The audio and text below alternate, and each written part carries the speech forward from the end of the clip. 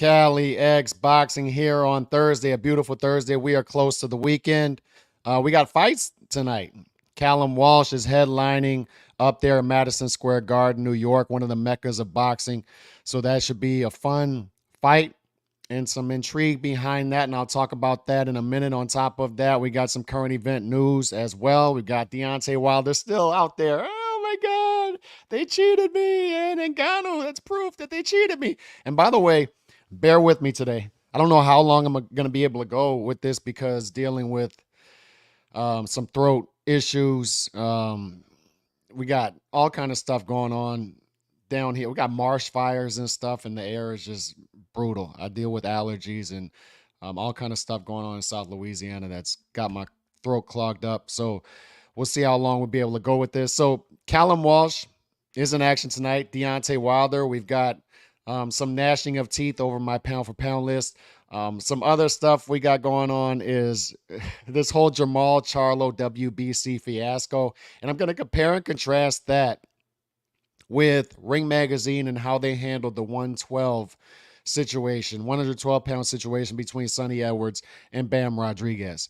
So we'll compare, contrast the two, how the two were dealt with, and how I would like to see people react to this and how I'm reacting to it as a boxing fan, and just poke fun and troll at the WBC and their lack of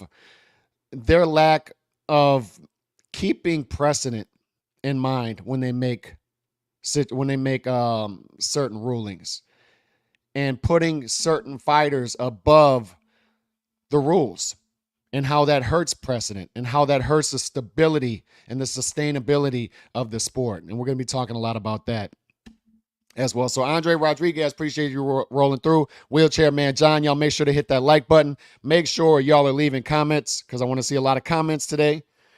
And going to be leaning on y'all heavy as I deal with this throat stuff going on right now. WBC becoming like WWE. Yeah.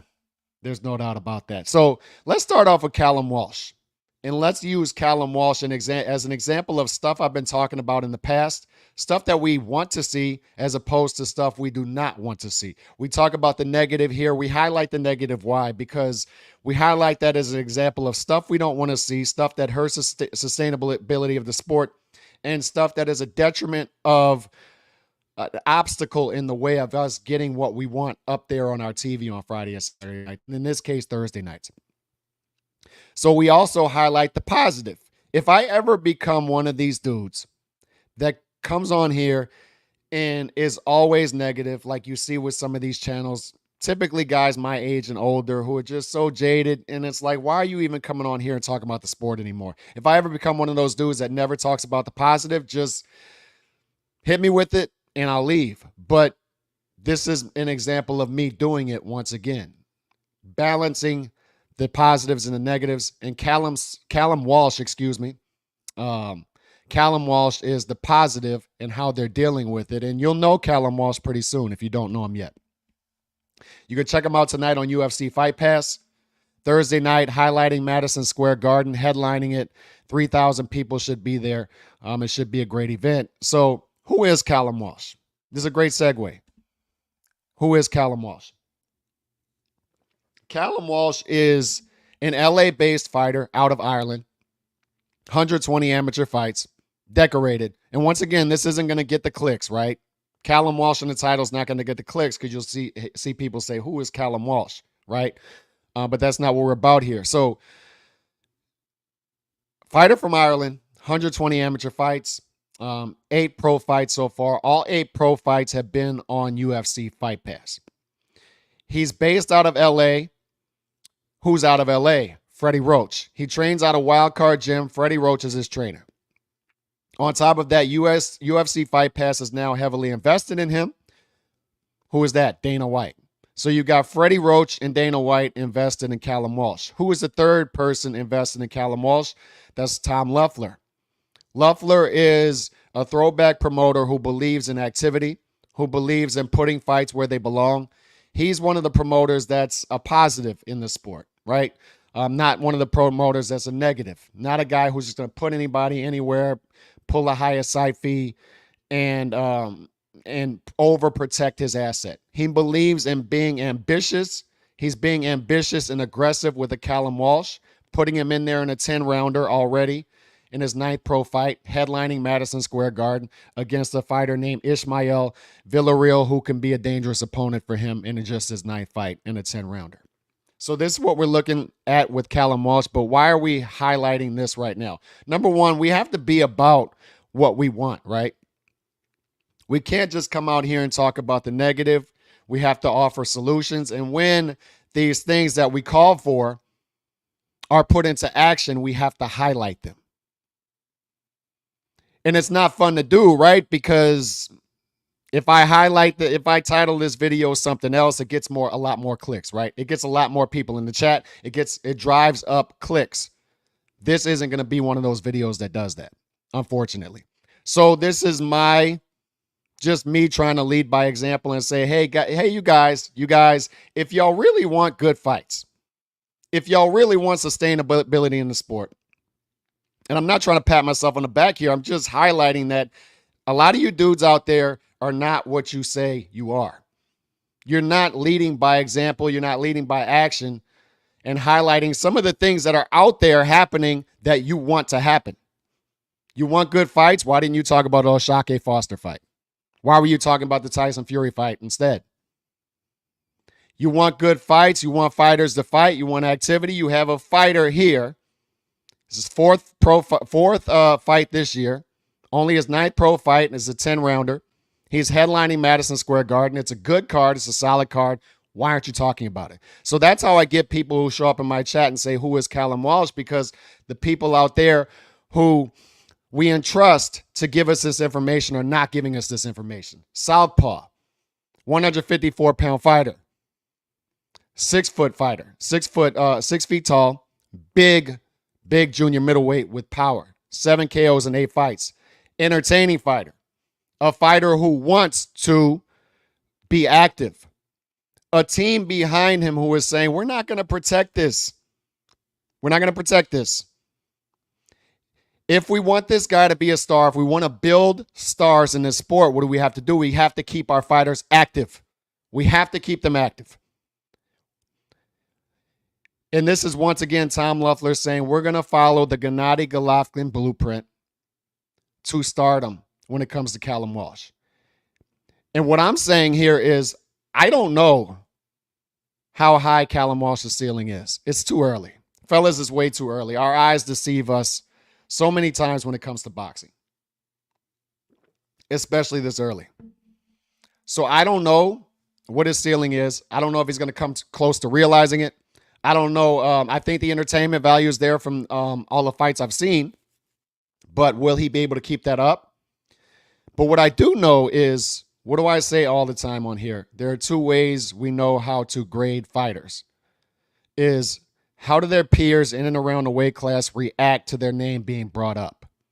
Hey, do you want to fight this guy? Shakur Stevenson. No, when Shakur Stevenson's name is brought up at 135, guys run for the hills, right? That's what happens. When Tank Davis's name is brought up at 135, it's, yeah, I'll fight Tank. That's how we know, right? That's how we know they're great fighters. But we also know by how their handlers handle them. And when I see a handler, first of all, after everything I've said on here, and bear with me with the throat once again, but after everything I've said on here, top 100 ESPN pound for pound list, they combined for 122 fights. Only 4 guys on that list fought 3 damn times this year. How many times have I railed against power brokers on Twitter and either those power brokers ignore you? They do one of 3 things: ignore you, they respond to you sarcastically like an Eddie Hearn, or they do like a Steven Espinoza, a Leonard Ellerby, and they attack me for being a racist or God only knows what, for simply saying, hey, why don't you have your fighters more active? Why don't you put them in better fights? Why don't you give us better fights? So forgive me if last week when I dropped this inactivity video that goes viral on Twitter, and one of the people who responds, he hits the follow button, follows me, and then responds, Tom Loeffler, and says, Calix, this is what we're doing here. We've got a fighter named Callum Walsh. And we'd like for you to speak about him, by the way, but we've got a fighter named Callum Walsh that we're fighting 4 times per year. We've got him on UFC Fight Pass. We've got Dana White backing him. Freddie Roach-based fighter. Maybe you guys should be paying attention to him. And guess what? Forgive me for being excited about that, number one, even though I don't know what the ceiling of this guy is, but forgive me for being excited about a power broker saying, hey, all this stuff you're asking for, I'm giving you that. Giving you that right there. So good on him. But also, I'm going to be more forgiving of a Callum Walsh. I'm going to big up him. Pause. Be more forgiving if he loses fights, because they're acting in a way that I want to see fighters and the handlers of fighters behave. So when I see a Callum Walsh, God, my voice right now. And let me do a roll call. Shout out to you. Shout out to Bruce Gass. And what division does Walsh fight? 154.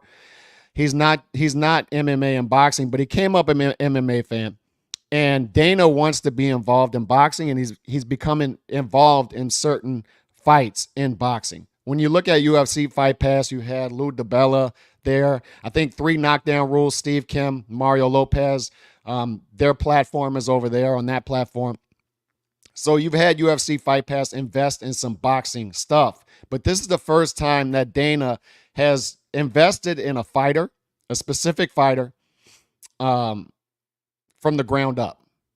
And that's what we've got here. And that's what makes this different. And when you see, once again, the handlers, when you see multiple guys back a certain fighter, heavily invest in a fighter from the ground up, Dana White, Loeffler, Freddie Roach, who generally know what they're looking at, that generally tells you that there's some talent there to be realized. I don't know how much talent, but I know there's talent there. And I don't know if it's going to be realized, but I hope it is.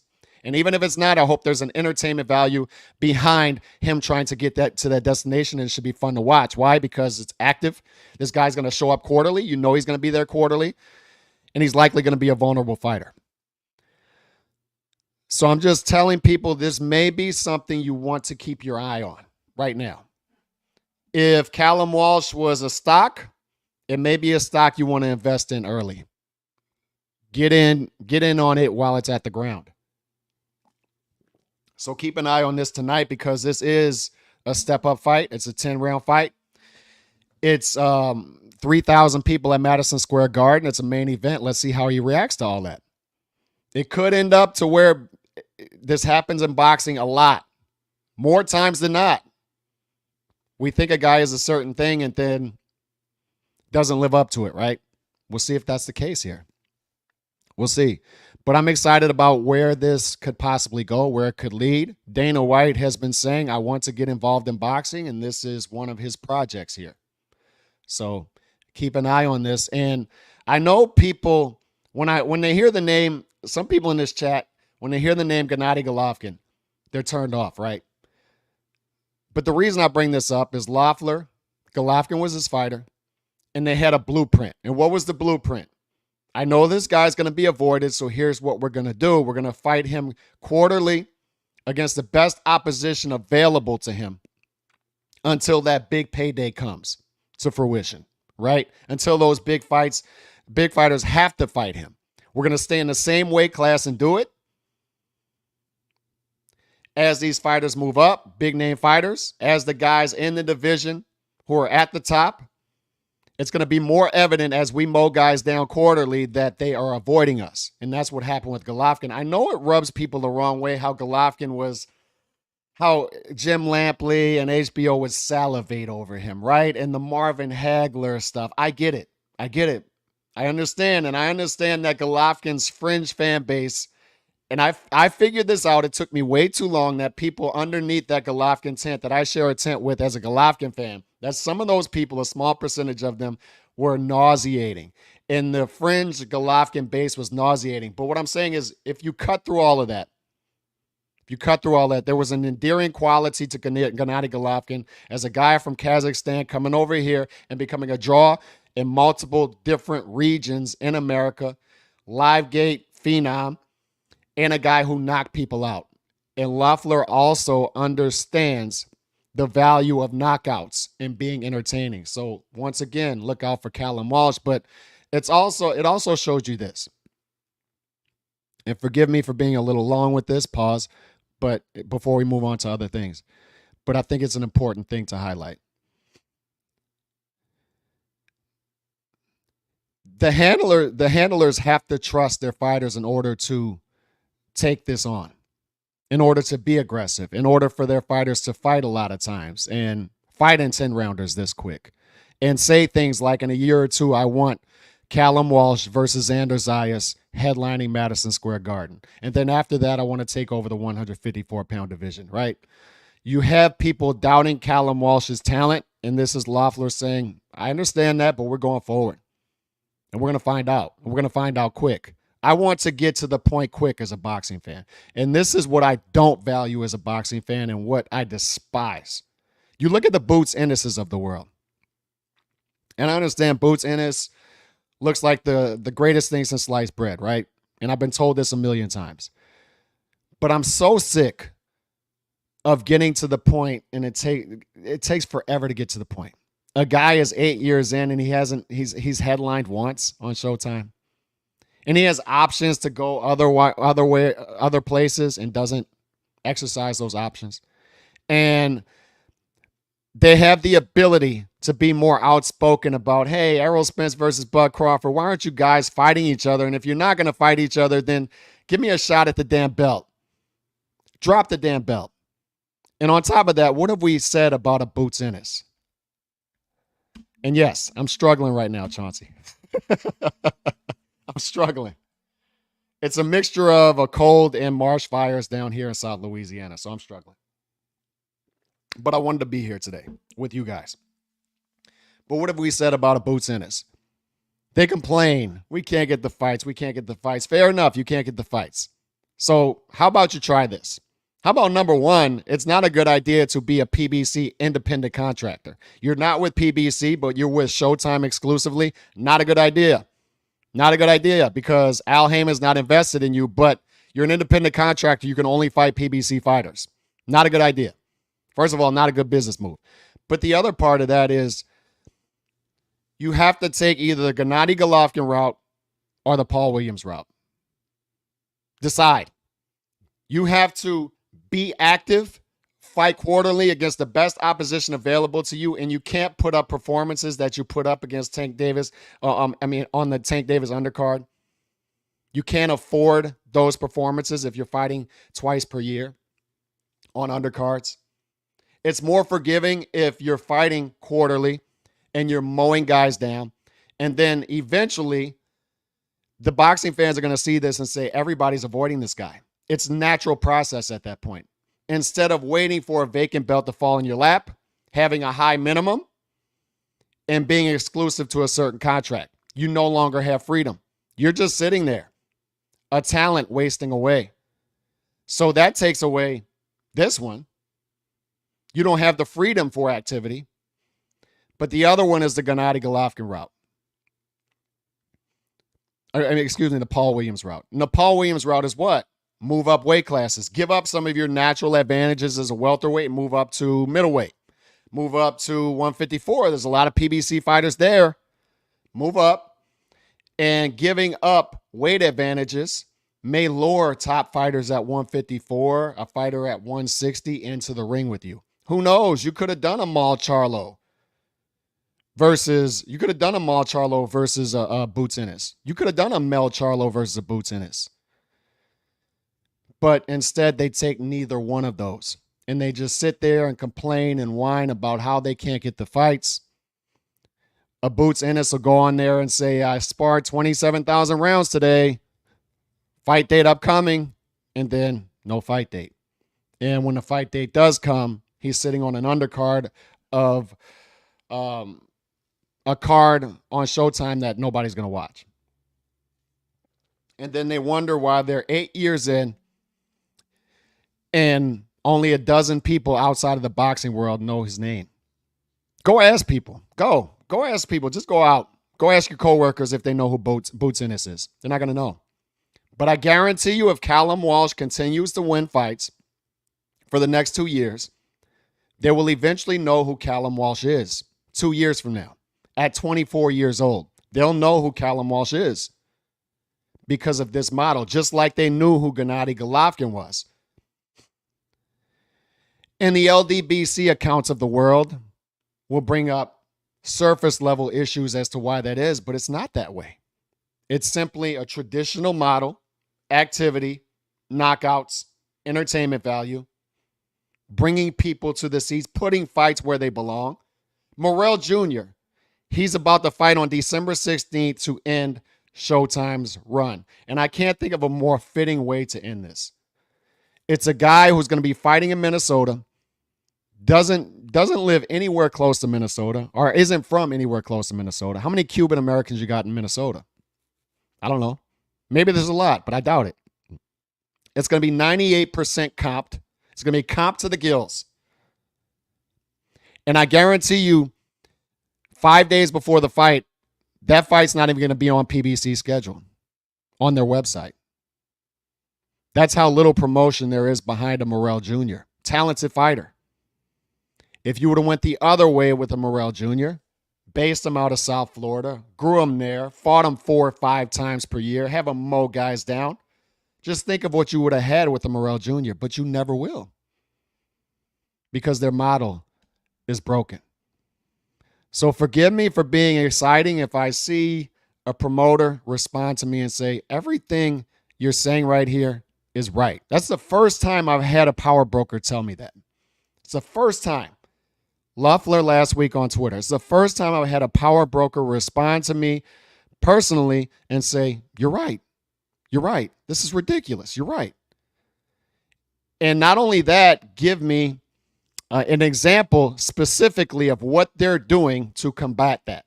We did this with Golovkin. We're now doing it with Callum Walsh. Tune in next week on UFC Fight Pass. I'm excited. We'll see where it goes. Shout out to you guys. I don't think it's on ESPN Plus. It's on Fight Pass. GGG did a lot of ducking himself. I'm not saying he didn't. I'm not going to get into that argument, that debate. It just is what it is with Golovkin. Liquid dynamite. He was. He had endearing qualities, and that's what people are going to have to come to that realization at some point when it comes to Golovkin. I've had this conversation with my fellow Canelo fans, and it's like, I understand, man. I get it. I understand Lampley crying over Golovkin. I understand the Golovkin super fans nauseating, and they rub you the wrong way, and you just want to lash out at them. But be careful with that, because when you devalue Golovkin, you're taking away Canelo's greatest victory. And not only Canelo's greatest victory, one of the best victories in modern boxing the past decade plus. Canelo's victory, which was a good, sound, credible victory, not controversial, credible victory in his second fight against Golovkin. That was the adjustments he made. His performance that night was a great performance for Canelo. And don't take that away just based off of hatred and lashing out at Golovkin superfans. Don't take that away from Canelo by devaluing Golovkin. Catch weight, not. I'm about to get into that. Boots definitely has to start fighting these top guys. Come hell or high water. He's going to have to. Guaranteed. Shout out Nando Yamas, $4.99 super chat. Some of these PBC Showtime guys like Boots don't want to come to GBP or Top Rank and have to earn their money. They would have to earn their money. Excuse me, golly. And this is another predicament they're in. Look at the PBC versus Top Rank record, which is supposedly 4-22. Four wins, 22 losses. Apparently, the PBC versus Golden Boy Promotions records are 2-3. They're 2-3 against Golden Boy fighters. They're in an insulated bubble, and they're not sharpening their swords, and they're not fighting often enough. They're not fighting often enough to win these co-promotional fights, but they're also not fighting enough to become stars. They're not fighting enough to become stars. I talk about 50 Cent all the time, how I don't care how many people are illegally streaming my music. It's about actually getting to these people and them knowing me. They can illegally stream and bootleg my music all they want. Guess what? Vitamin water. Guess what? Beats by Dre. Guess what? Like, he's selling them stuff just because they know his name. Remember those ugly G-Unit wife beaters that look like bulletproof vests? That dude sold millions of those. G-Unit clothing. The music is the Trojan horse to the household. And I'm going to sell your household since your household now knows me. Your mom knows me. Just think of that. Just think 20 years ago. Look back at where 50 Cent was back in 2003. My mom knew him. My damn grandma knew who 50 Cent was. And guess what? I'm going to sell. Your grandma may not like the G-Unit wife beater, but guess what? I'll sell her some vitamin water. I'll direct some movies she might like. So he's opening the market up through this Trojan horse. And he doesn't care if you're stealing it and streaming it illegally. He's going to sell you products that is more difficult for you to steal. And it's the same thing with boxing. What these boxers are failing to realize, and what Nando points out here, is they're taking the easy money on the front end. Give me my high minimum. Give me my high minimum. What Loeffler is saying was we're doing the opposite of that. We're keeping our fighters free. We're guaranteeing them dates. We're guaranteeing them fights. And it's why ProGrade took the DAZN deal or the Matchroom deal instead of Top Rank. They guaranteed him 3 fights within 13 months. That's what fighters need to be doing. Forget the high minimums. I know, man, like if you don't, especially if you don't have a trust in yourself, it's easy to grab that easy money on the front end.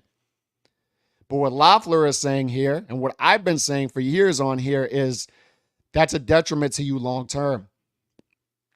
Look at all the fighters right now at PBC who have no idea what platform they're going to be fighting on. They don't know when they're going to be fighting. People are bragging about the PBC and Showtime stacking cards right now. First of all, the cards are about to go away. The whole network's about to go away. And number two, they have to stack cards because they have nowhere else to put these fighters. Nowhere else. You're signing your life away. You're getting easy money and it looks great, right? It looks great. But what you're missing is all of the marketing deals you could get. A fighter from Kazakhstan, just based off of being entertaining, who barely speaks the language, but becomes so marketable that he signs a Jordan deal just by knocking dudes out and smiling and saying Mexican style. And he signs endorsement deals, 7-figure endorsement deals, real endorsement deals. The only fighters doing real endorsement deals are the Canelos, Anthony Joshua, Gennady Golovkin. You may have Teofimo with a baby deal from Bud Light. You may have Tank with some baby deals, but these are baby deals.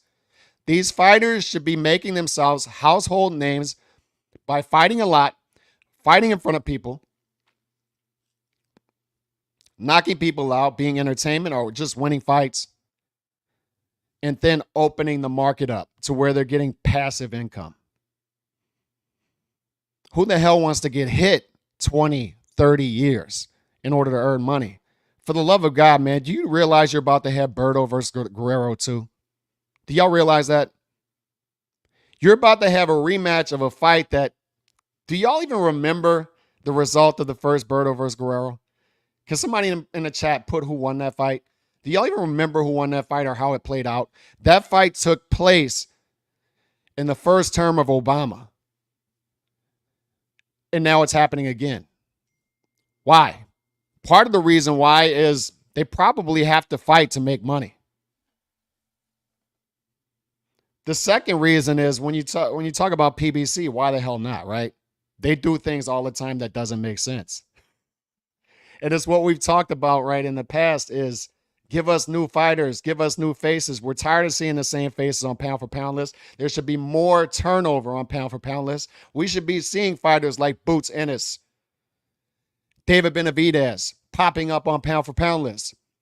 But their careers are so stagnated by the system that they seem to be okay with because they're getting easy money and easy fights, that their names are not popping up on pound for pound lists.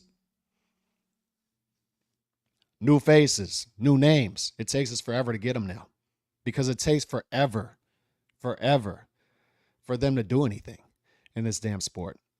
So once again, forgive me if I see action and I see a promoter, a power broker respond to me and say, yeah, you're right. This is the first time that's ever happened, dude. First time. Off and on, more often on. I've been here a decade. That's the first time I've had a promoter say, you're right about that. And guess what? Specific example right here of what we're doing to combat that.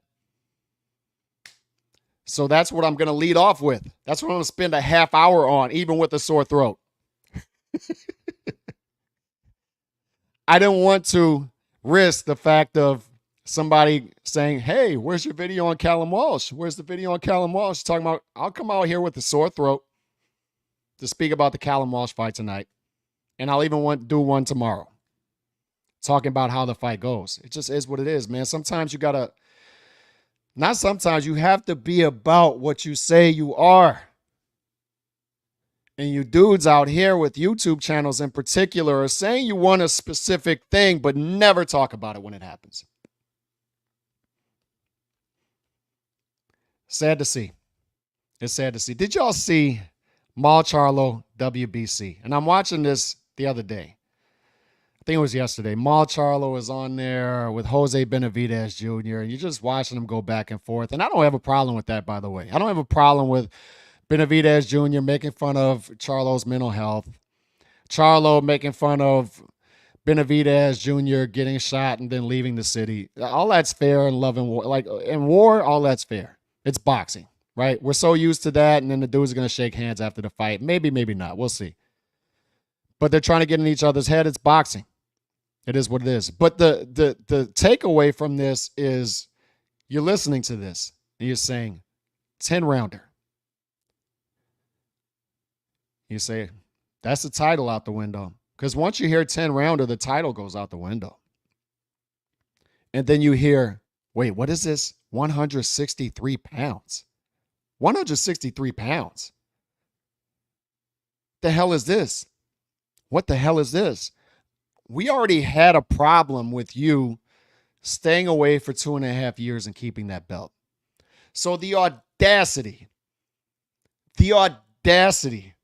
of Mal Charlo all the way up with his team, from advisor to promoter to WBC, explaining away how a dude goes 2.5 years without fighting, somehow keeps the belt, and then he comes out and fights a fight where he's not defending the belt that he hasn't been defending.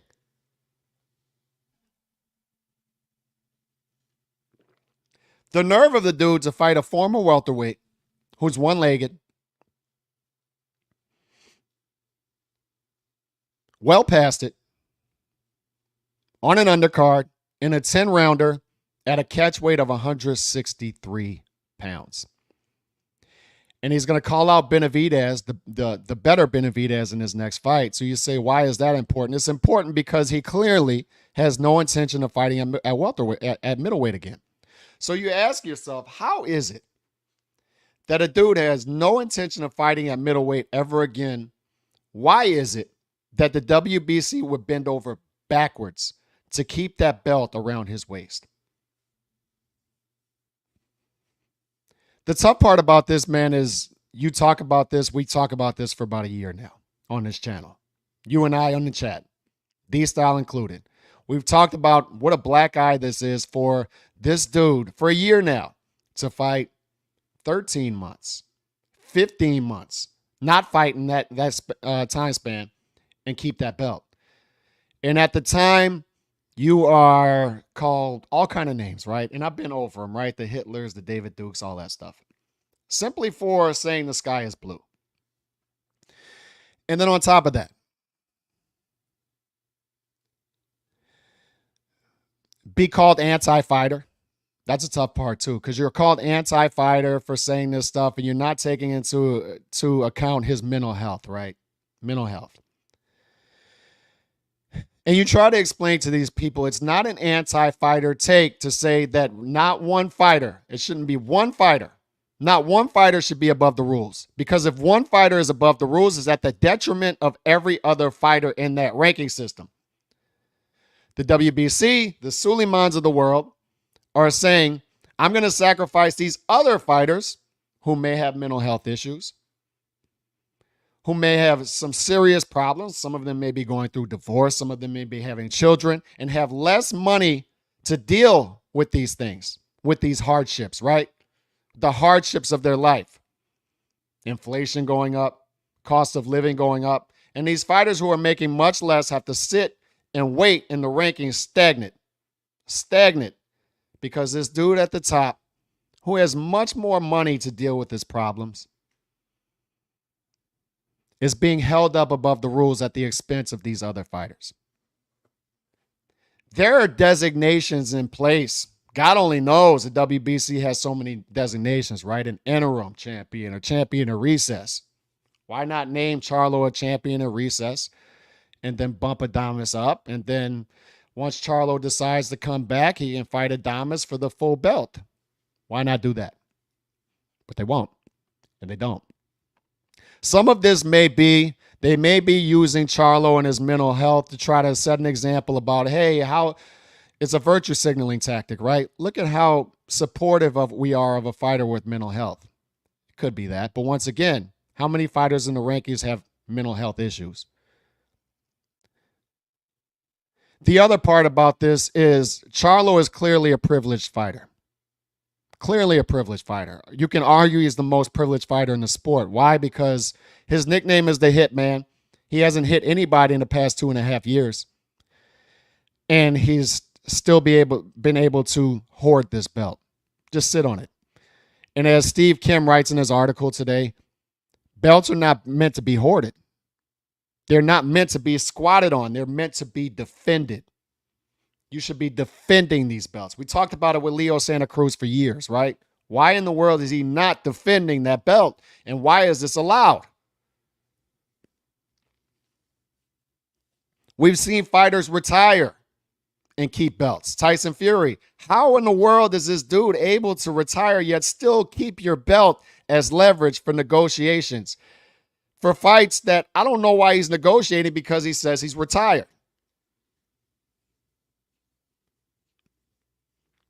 Jamal Charlo is clearly a privileged fighter. And how do I know this? Because after all of this, after everybody bending over backwards for this guy and making sure everything's set up for him, he's still out there complaining about them not marketing his fight correctly, not having in-person press conferences. And then on top of that, say, it's just a trophy. Come get it tomorrow. Come get it tomorrow. Imagine that. Imagine that. Imagine you bending over backwards for this dude. How much of a simp does it make Suleiman look like? I hate to use the word, but how much of a cuck does it make the dude look like? That he bends over backwards for this dude for 1.5 years now to make sure he keeps that belt and defends him, and the dude says, come get your trophy. I don't want it. I don't have any need for it. It's hilarious. It's hilarious. But that's where we're at.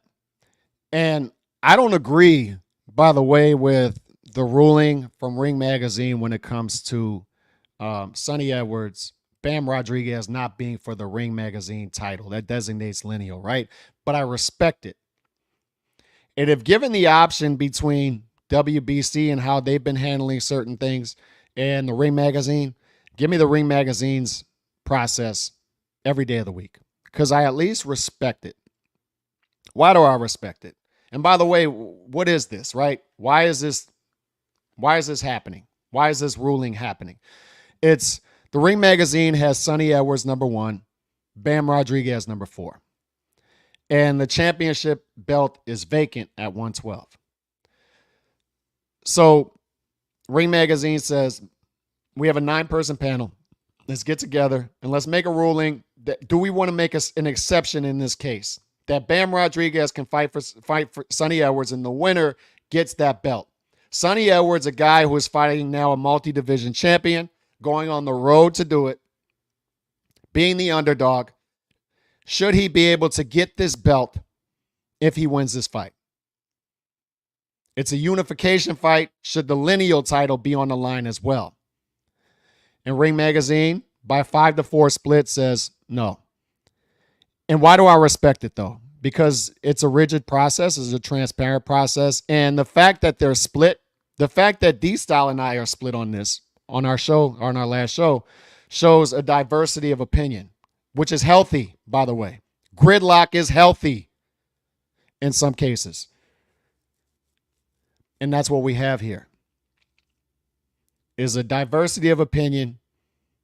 It's a ruling process. And if you've given me the option between the two, willy-nilly, granting guys, certain guys that are above the rules, depending on which way the winds are going, damn the rules,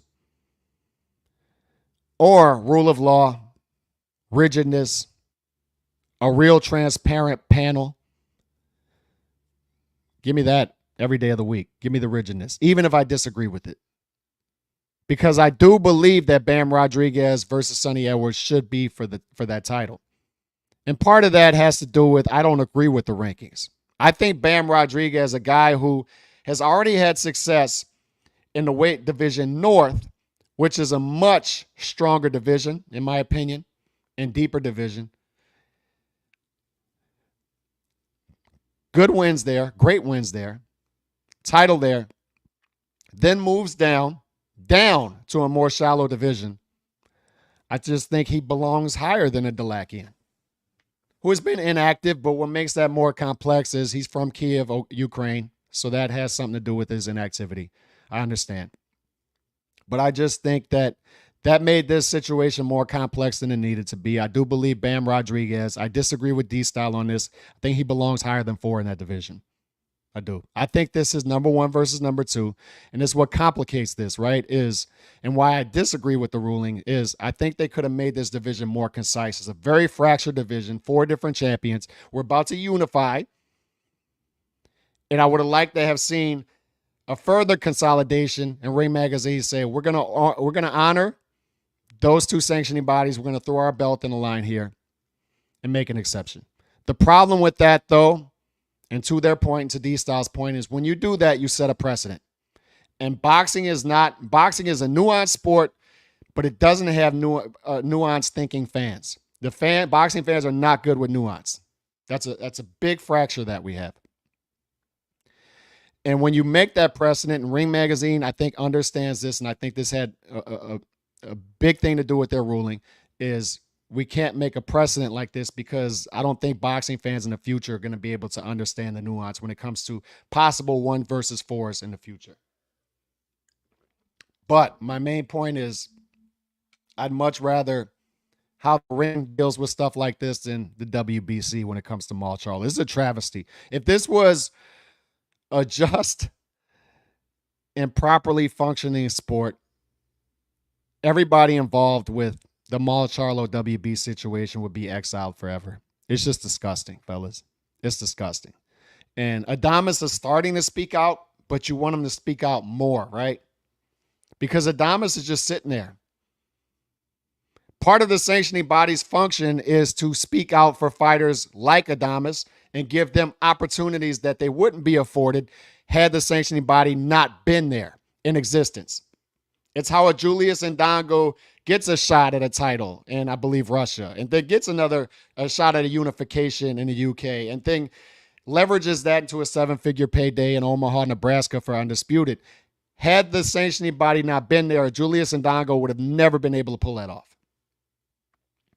So it gives less marketable fighters a chance at real titles that they can leverage into bigger paydays and more marketability. And a Carlos Adames is being failed here. So as Steve Kim brings up in his article today is, you would like to see a Carlos Adames possibly do something like a Graciano Rocchigiani. And somebody like a Bruce Gass will know what I'm talking about here, even though I butchered his name. But this happened to him. Something similar to where Roy Jones leaves the division. Roy Jones comes back to the division. They hand him his belt, hand Roy Jones the belt that belonged to Graciano. And Graciano sues the WBC and almost sued them, wins the ruling and almost sued them into extinction.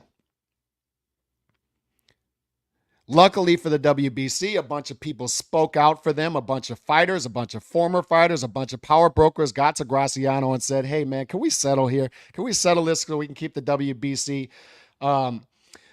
keep the WBC for the going for the betterment of the sport? And Graciano caves and apparently settled for 6 figures. Depending on who you talk to, he could have stuck to his guns and done boxing a service by suing the WBC into extinction. Carlos Adames could do something similar, but what will we likely get? And this is the sad part about this process, fellas. I think arguably the saddest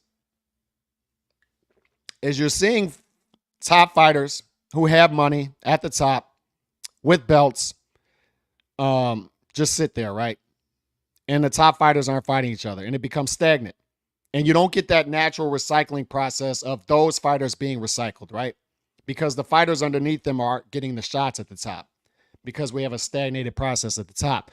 But now more than ever, I would argue, is you have the Boots Ennises, the Virgil Ortiz of the world who are staying silent and waiting for vacant belts to fall in their lap as this process slowly plays out. You have the Stanioneses of the world sit and take step aside money after step aside money after step aside money when it comes to Errol Spence. A lot of them are being advised by the same advisor, and I'm sure the advisor is in their ear saying, just hold up, just hold up. I'm going to reward you at the back end. Just hold up, just relax, just relax. And that's what's going to happen with Carlos Adames here is anytime Carlos Adames feels the need to speak out about this, I'm sure the advisor will get to him or someone close to the advisor and say, just relax, just relax, just relax. We're going to take care of you. And Adames will sit there. He'll sit there with his soup bowl and just wait for it to fall in his lap. That's likely what happens here.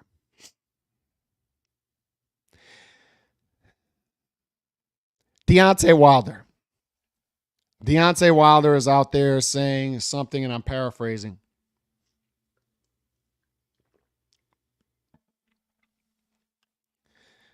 You know, look at what Tyson Fury did against Francis Ngannou. I told you he cheated. I told you. It proves he cheated. The fact that he barely beat Francis Ngannou proves that he cheated. How do I know this? Because if he just beat Francis Ngannou, maybe he didn't have the egg weights in his gloves, right? Maybe he wasn't on steroids. Maybe Ngannou's water was not poisoned. Maybe Ngannou wasn't forced to wear a 75-pound costume walking to the ring. Right? But this highlights perfectly, I think.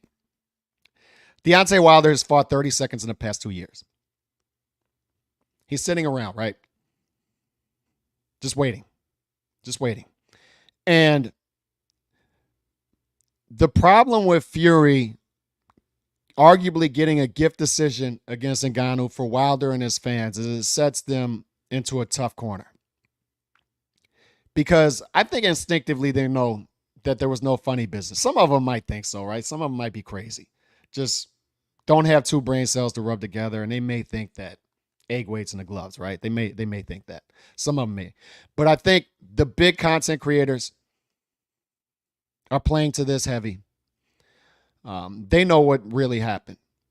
But they have to play to this. Why? Because they never had to deal. Those big content creators in the LDBC. I'm using them as a specific example because they're the loudest in the room. They have a big fan base. Go look at the amount of subscribers they have. Go look at the clicks that they bring in and generate. And go look at the people that they turn into just madmen. But the tough thing they had to deal with when it came to that first loss to Tyson Fury is they had no experience up to that point dealing with big losses. In a lot of cases, these big name PBC fighters were put in this bubble to where they kept their O and the O became everything. And for the O to become everything, you have to keep fights on paper. Anytime a fight goes off paper and into reality that's close to a toss-up fight, for one of these big name PBC fighters, you start to see that nervousness, right? That nervousness is in YouTube. It became a thing roughly a decade ago to where, early on in YouTube, 2009, 2010, when I popped up, we used to do mythical matchups, but the mythical matchups were of fighters from different generations that would have never fought each other, obviously, because they're different ages, different generations. But then it became a thing a decade ago to have mythical matchups of fighters in the same weight class at the same time.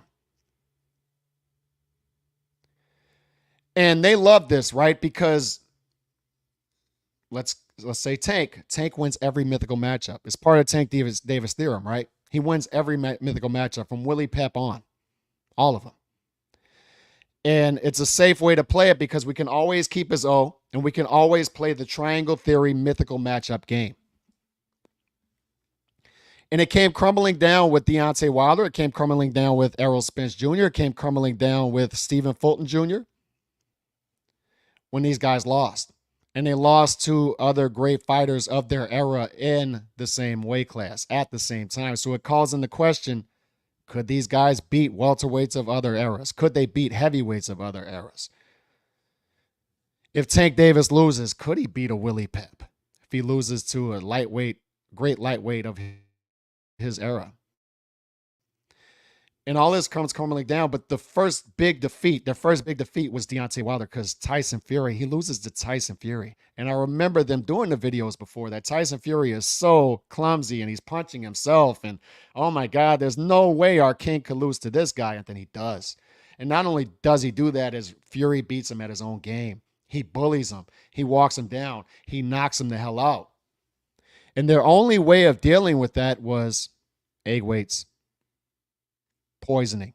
And it was sad to see Deontay Wilder cozy up with that fringe part of his base that I would argue now is most of his base. It's sad to see because there was once a lot of promise in an entertaining fighter. He didn't have to be great, but an entertaining, lovable fighter who we had a lot of forgiveness with, right? It was another entitled fighter. Another fighter that we had forgiveness with, though, because he's a prospect, right? I mean, he's not a top prospect. He's not a Riddick Bowe type prospect. He's a guy with 20 amateur fights. He's got a good story with his daughter. And people liked him. And yes, he's a project, not a prospect. We got to wait 7 years before we put him in a title with Bermani Stavern, title shot. Yes, he has a paper-thin resume, but wait till the future. And even later on, right, he visits the Oval Office to pardon Jack Johnson. And it's a good story. And then there's a heel turn. And it's a sad heel turn to see. Right in front of everybody. But my point is, they had to come up with the cheating allegations because they were just not used to one of their fighters losing. The LDBC, PBC Twitter, that whole PBC base. It was tough to deal with. But a Tyson Fury losing, they always had that to go to, right? Because, yes, Tyson Fury beat him, but he cheated, and he's the only guy who would beat him. And Tyson, our proof of that is Tyson Fury is beating everybody else easily. And he barely beat our guy, right? Because our guy knocked him down multiple times, and then we had to draw in the first fight. So that just proves that our guy is still at the top.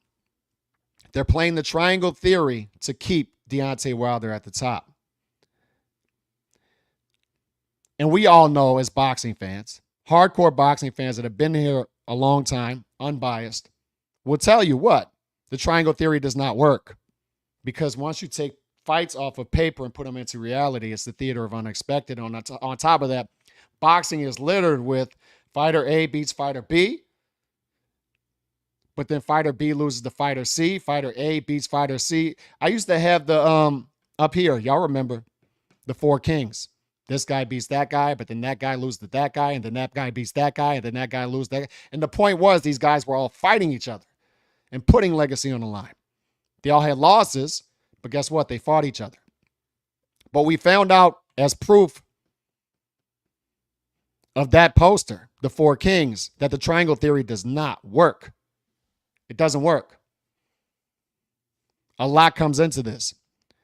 But when it comes to the PBC crew in particular, in which the PBC keeps their fighters in an artificial bubble, and it's all about that O, right? And once that O is disturbed, it's like a hornet's nest. And that's what happened again recently, in that they don't know how to deal with Tyson Fury looking like that against Francis Ngannou, because it calls into question, how good is Deontay Wilder? The triangle theory is all they have to go off of because the resume is so thin. The triangle theory is everything for them. Everything. Everything. And it's why the Errol Spence fans in particular had a tough time, the toughest time of any fan base I've ever seen in modern boxing. I would say of any fan base I've seen since I've been following boxing, 25, 30 years of dealing with a loss. They took that loss worse than any fan base I've ever seen. Ever seen. And why? Because that O was everything. It was everything. And it all came crumbling down. And on top of that, they had no talking points ready. No talking points ready for a beatdown. They had talking points ready for close decision loss. They had talking points ready for all kind of stuff, but they had no talking points ready for Terence Crawford destroying Errol Spence Jr. And what came crumbling down that night was what I said. Let me bring this up. Let me present that. I forgot I had this. This is me. Look at the date here. Pay attention to this date.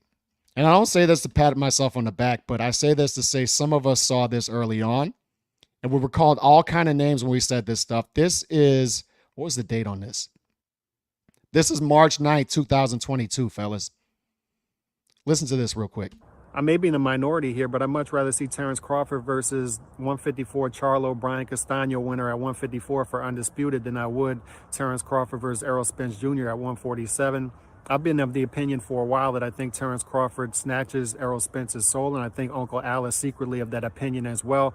This could be a historical move for Terence Crawford, moving up to 154 and becoming undisputed. If he pulls it off, he'd be the first fighter of the four-belt era to become undisputed in two different weight classes, beating Usyk and Canelo to that punch. He'd also become only the second fighter of the four-belt era to become undisputed by defeating the undisputed champion. This, of course, is contingent on boxing politics not getting in the way, and also Charlo Castaño wanting a fight with Terence Crawford. Charlo doesn't seem to be as inviting of Crawford moving up to 154 as he was Danny Garcia moving up to 154. And that's with all due respect to Charlo, who has fought everybody at 154. And this could be a strategic move for Terence Crawford, cornering the market at 154 before Errol Spence moves up there himself.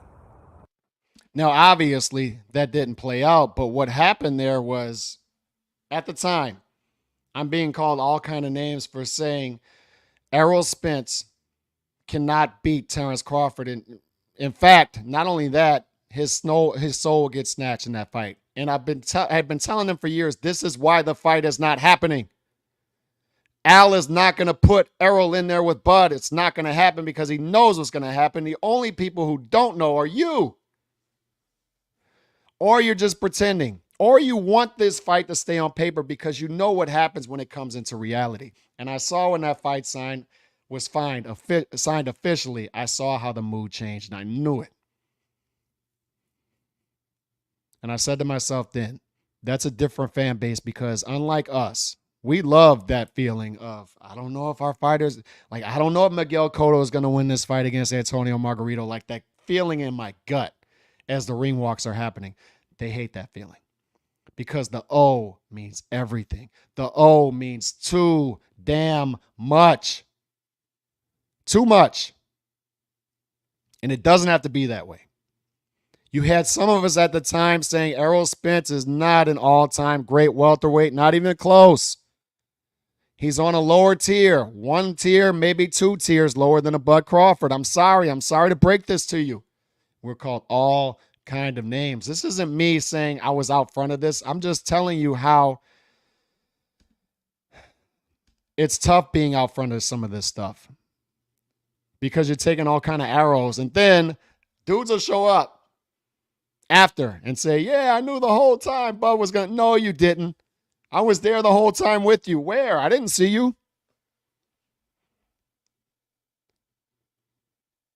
I didn't see you. Let me show you something else, because Chicano Prophet brought this to my attention that people had issues with this. And this is an example, an exercise in how you can do everything, right? Explain everything perfectly as to why you come to certain conclusions, and it's still either the reading skills are not there or they purposely bend your words to fit whatever narrative they're trying to push. So it was brought to my attention by Chicano Prophet that there was a YouTuber out there saying things about my pound for pound list. And then another YouTuber responded to that. And I saw people in the comment section below that video saying disparaging things about my pound for pound list. And they're not even reacting to my pound for pound list. That's not even what my pound for pound list said. Look at this. Look at the top 10. Do y'all see Vasily Lomachenko in the top 10 in this list? Do y'all see it? He's not there.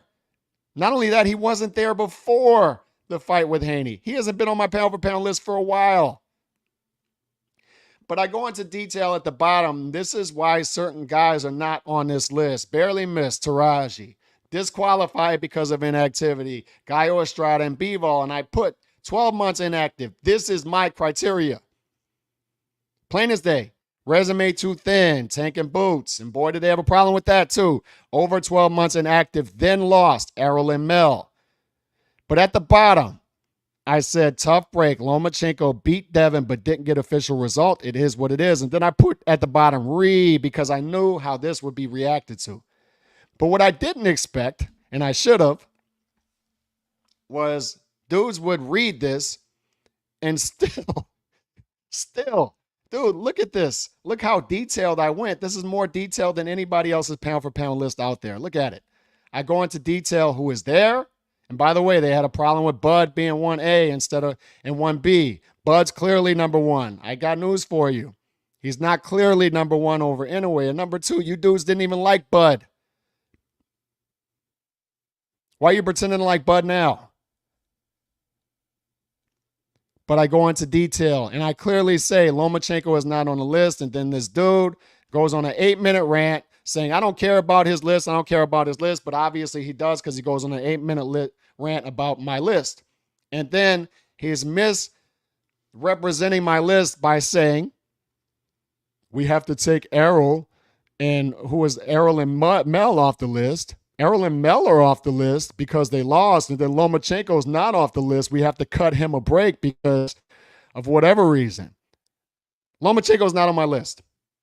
He's not on the list. Not on the list. But the reason I bring this up is this is a clear example of I can be as specific as possible. Specific as possible. I can be on, even if, dude, I don't mind being on an island alone. I'm used to having takes, and people take it all kind of wrong way, and then it's tough to come out and defend this because you don't want to be seen as David Duke or Hitler either, right? Who the hell wants to be in my corner? But I can be as specific as possible on why I have things a certain way, and then dudes will still miss it.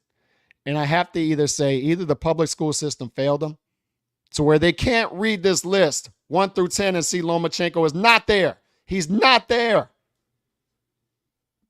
And this dude is out there saying, oh, Lomachenko's on the list. We have to say tough break and give him forgiveness, but not Errol and Mel. Dude, he's not on the list.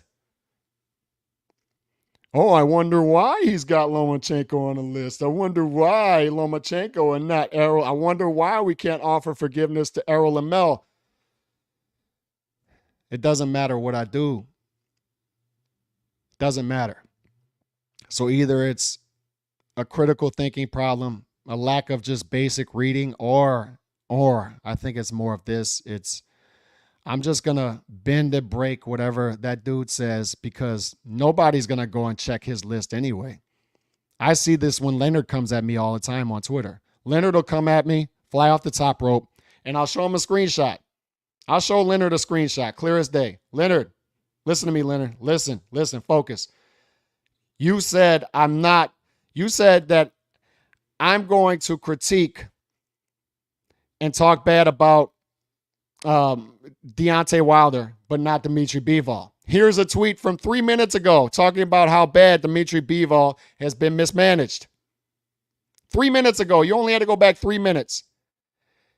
But the previous tweet that Leonard amplifies about Deontay Wilder, I look at the comments below and say, yeah, that guy's that guy. Yeah, we understand why that guy says that. Yeah, he wouldn't say anything about Dimitri Bivol. They're not even going to go back and click on my Twitter page to see me criticizing Dimitri Bivol.